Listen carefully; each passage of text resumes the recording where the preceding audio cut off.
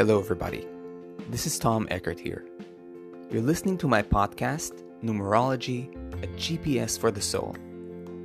This is your place to learn about the true power of numerology and how to use it to bring out the best in yourself, understand your loved ones better, take wise decisions, and prepare for your future. In other words, how to live your life aligned with your true destiny.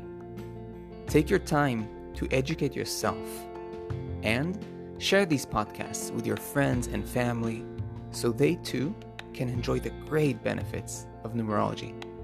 Enjoy!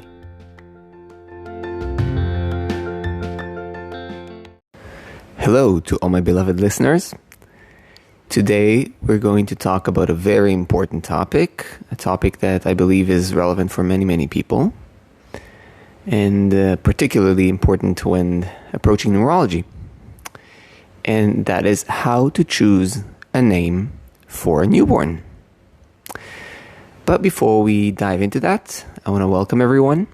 And if you're new here, then especially welcome. Welcome to this podcast. Here we discuss numerology as a path for inner transformation, inner growth, self-understanding, spiritual expansion. And my particular approach is using numerology in a way that is grounding. My attempt is to make numerology accessible and applicable for everyday life matters so that you can really improve your life and live it in a more conscious way in every choice and in every step. Now, a few important things you should know about if you want to dive deeper into numerology. First thing is that I highly recommend you get yourself a numerology reading. A numerology reading is one of the best ways to really get to know the impact of numerology and reveal the deeper secrets and potentials and also challenges of your life. Now, if you want to experience numerology readings, simply contact me through my website link that's provided in the podcast and episode descriptions. Secondly, if you are defining or redefining your career and wish to pursue numerology as a career or as a spiritual career, I want you to know that I offer a full path of certification from beginner to expert numerologist. Check out the link in the podcast and episode description to read more about the studies. And of course, if you enjoy this podcast and want to keep learning more quality numerology, make sure to click the follow or subscribe button on the platform you're listening from and become part of my numerology family and get updated with my latest podcast episodes. Having said that, my friends, without further ado, let us dive into today's topic. Now, in the previous episode, I spoke about choosing a name for your business. And if you haven't listened to that, I highly recommend listening to that. It's very interesting and important as well to understand the whole process of choosing a name. But today, I will dive into a far more powerful name choosing process, namely that of a newborn. When you think about it, it's pretty crazy that we can define a person's destiny by choosing a name for them at birth. It feels almost like meddling with the work of the divine. But then again, here we are. We were given these tools of numerology by the divine.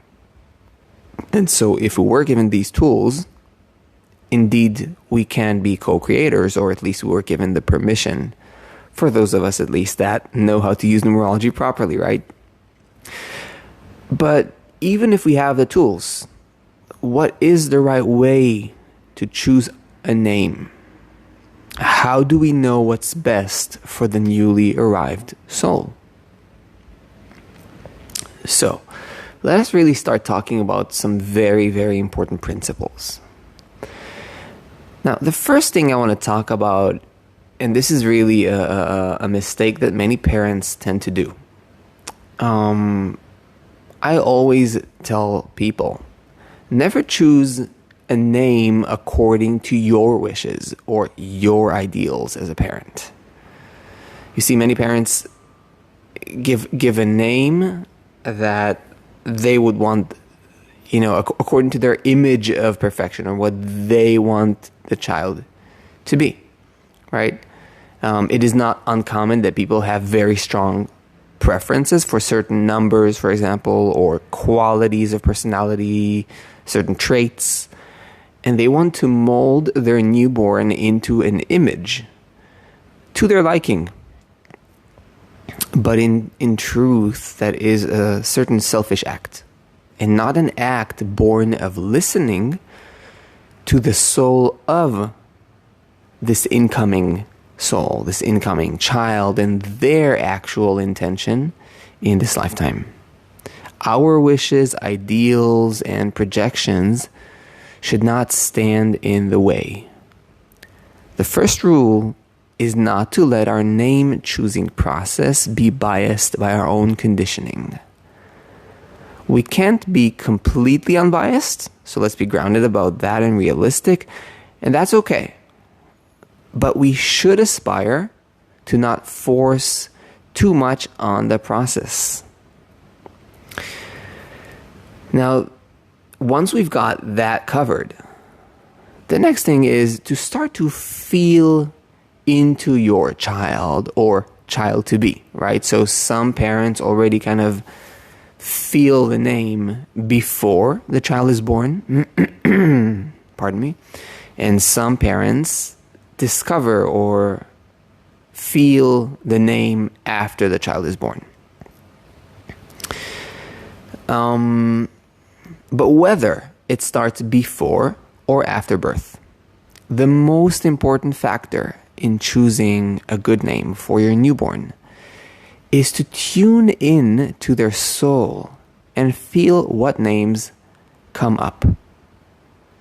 In fact, if you listen with a kind of joy, a naturalness to the natural names that you love and that pop up in your mind when the child is, for example, still in the womb, there's a fair chance that these names are actually communicated to you from your child's soul. It's a good idea to keep this process light and joyful and not take it too seriously. Why? Well, because seriousness puts too much unnecessary pressure on the child. Again, you might not be aware of that, but taking this process too seriously, right, means that you are in some way or another imposing too much meaning, too much significance on the existence of this child and their life. And unconsciously, you're putting a certain pressure, a certain burden on their shoulders. So better keep the process joyful, loving, and light. Now, once you have a list of names, or maybe, I always say my recommendation is to choose up to 3 names that you love the most. Now, you might have only one, and that's okay, but I do recommend trying to listen, maybe for a few variations, okay? And then choose again, up to 3 names that really resonate the most with you. Your top priority names. One of these 3 names will become your newborn's name for life and truly shape their destiny in a big way. In a big way because once you give the name, that chart is going to be their chart for life. Even if they change their name later on. That's how powerful choosing a name is. You're actually defining their blueprint for life. Now, but since you've listened with love and joy and with a certain lightness when choosing the names, you can rest assured that the names you got are in alignment with the natural flow of life and the divine. Only one of them, though, will become your child's name. So that's the next step, right? So first of all, we don't choose a name according to our ideals or bias. We simply listen. We try to feel. That's the second stage. We feel into the child and see what arrives into our mind, our conscious mind as a name. And then we prepare a list of up to 3 names, like our top priority ones. So what do we do next? Now that we have the names, what do we do? Before I'll say that, I want to remind you shortly that I highly recommend you get yourself a numerology reading. And that's one of the best ways to feel the life-changing effects and power of numerology. You can also, perhaps as an inspiration from this particular episode, get yourself a reading if you have a newborn or a coming newborn that hasn't been given a name yet, a reading to actually define their name and see how it will affect them, what destiny you can actually create for them or co-create for them. So again, you can contact me through my website to book yourself a numerology reading. The links are in the episode description and the podcast description. Secondly, if you wish to pursue numerology as a career, I'm reminding you that I offer a full path of certification from beginner to expert numerologist. You can contact me directly through the links to know more. And lastly, if you are enjoying this podcast and want to keep learning more quality numerology, make sure to click the follow or subscribe button on the platform you're listening from and become part of my numerology family and get updated with my latest podcast episodes. Okay, my friends. So we've chosen our 3 favorite names. Now my next recommendation might sound to some of you a bit surprising, and that's where numerology kicks in. So now we have the names, we've listened, and the names really, were kind of like signaled to us, were sent to us from the soul. But I recommend to wait until after birth to make the final verdict. If you really want to make full use of the power of numerology and be a co-creator, wait until your child is born. Why? Because at that point, you'll have the one factor that is out of your control, namely the date of birth. This is really the one factor you truly have no say about.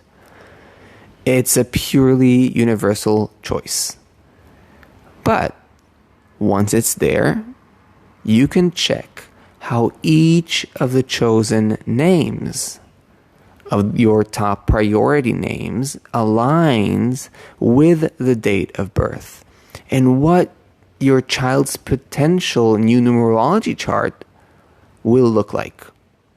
So if you have 3 names, right, you are going to look into 3 different charts.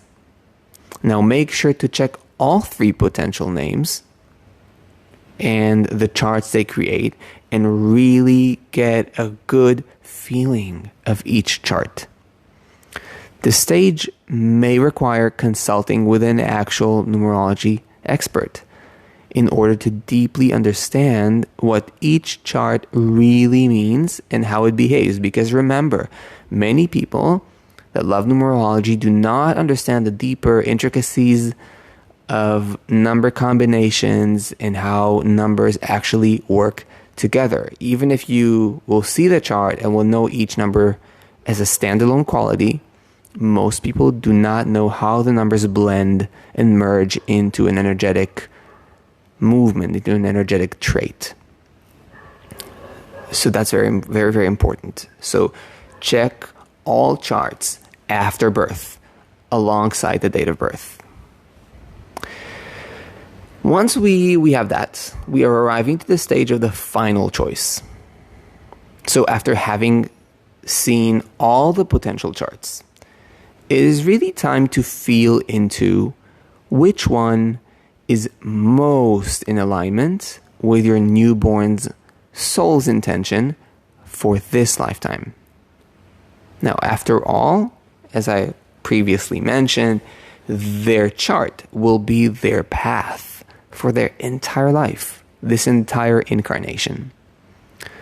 So at this point, it is important to understand that even if the names you've chosen create some conflicts, please hear me out, even if the names you've chosen create some conflict in their chart, you should not back away from the names you were given while listening. Conflict is part of life and very often generates incredible growth.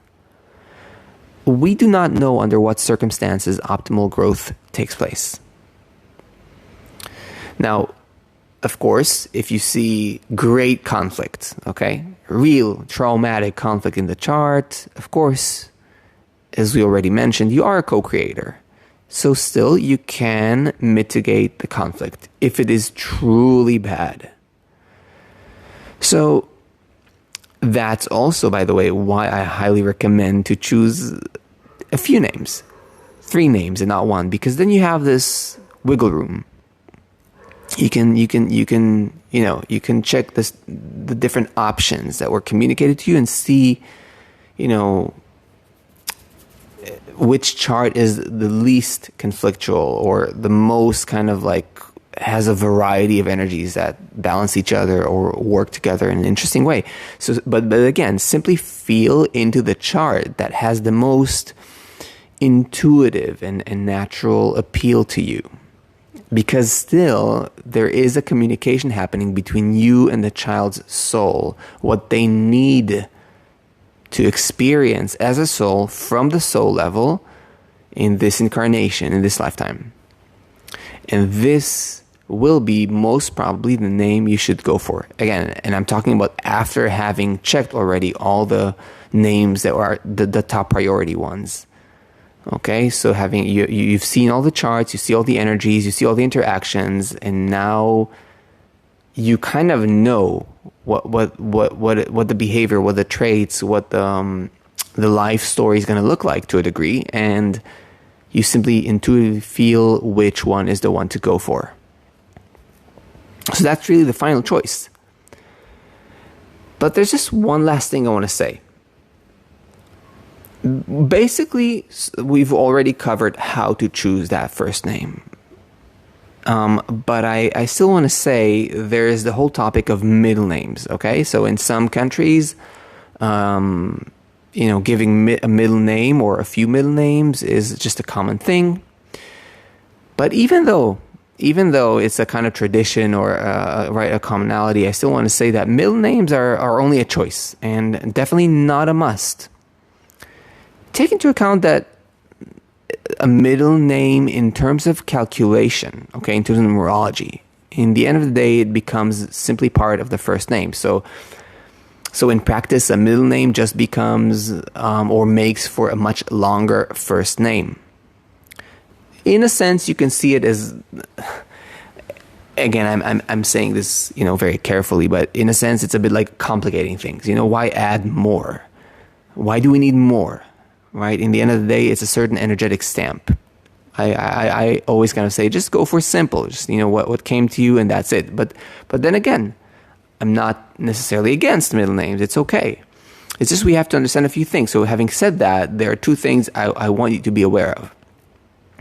A middle name can be a burden on your child if it belongs to a former family member, especially one whose death or life was a difficult one. And this is a mistake that many people do, right? Someone who lost their father under really kind of like painful circumstances, and then they name their son, they give them like a middle name with their father's name. But remember that karma can also really burden the child, right? Forgive me, I'm recording from Israel and someone is really, really honking very badly. I'm visiting my homeland, and honking here is a tradition. So as I said, like, you can really kind of place a heavy load on your child, and you don't want that. You don't. But on the other end, however, choosing a middle name can have a powerful effect if it is free of any past. That's one thing. So it's really original. It's something new. It's creativity, right? At its best. You're simply giving a middle name that has more energetic qualities. It kind of like opens the chart into something more creative. Or another option is if the middle name belongs to some truly inspiring figure. For example, like a great saint, okay? Like something very positive, very uplifting for the chart. So under these circumstances, I think it's fine to have a middle name or middle names, but just do remember that you can actually put weight on your child's shoulders by adding a middle name of, as I said, like someone whose life has been tragic, or a former family member who had a difficult life. Just consider that. It's important. Eventually your child is going to stay with this chart, and it's going to affect their life. So I want to say that I must be honest and say that it is best to consult an expert numerologist if you truly want to make use of the power of numerology to find the most suitable name for your child. Simply because of the reason I mentioned earlier. Expert numerologists should know how the numbers interact, and all the subtleties and intricacies of number combinations, and all the deeper energetics of numbers coming together. And you really want to be sure what it behaves like, what it looks like. When I'm talking about this, the numerology chart of your child. But still, having said that, if you follow the steps I laid down throughout this episode, you should definitely be much more in tune and find a name that will serve your child. So remember to approach this process with humbleness and a non-biased spirit as much as you can. Okay, my friends. So having said that, I truly hope that this episode, like all the previous ones, keeps inspiring you to go deeper into numerology and exploring this field, potentially learning this field. And don't forget, if you wish to get a numerology reading, simply contact me through my website link that's provided in the podcast and episode descriptions. Also, if you wish to pursue numerology as a career, I'm reminding you that I offer a full path of certification from beginner to expert numerologist. Simply contact me directly to know more through the links that are provided. And of course, if you enjoyed this podcast episode and want to keep learning more quality numerology, make sure to click the follow or subscribe button on the platform you're listening from and become part of my numerology family and get updated with my latest podcast episodes. Okay, my friends, I wish you well, and as always, I'll see you in the next episodes.